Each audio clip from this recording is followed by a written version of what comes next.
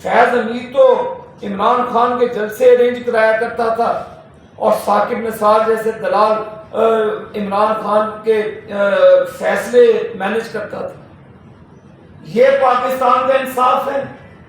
ہر روز عمران خان کی ضمانتیں ہو جاتی ہیں، پوچھنے والا کوئی نہیں ہے.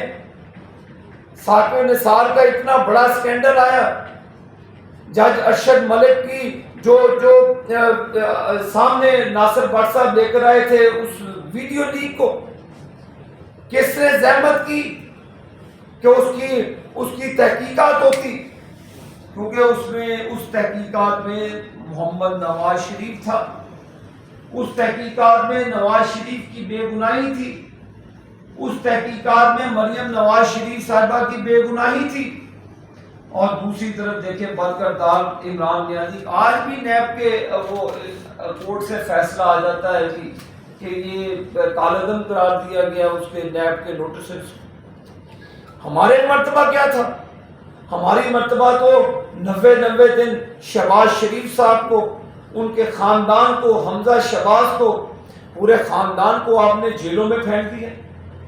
کیا اس وقت سیٹوں کے اندر کانٹے لگے ہوئے تھے کہ ہمارے فیصلے نہیں ہوتے تھے؟ اب بھی وہی نظام ہے، ایک طرف اس کو پکڑتے ہیں، دوسری طرف آپ چھوڑ دیتے ہیں.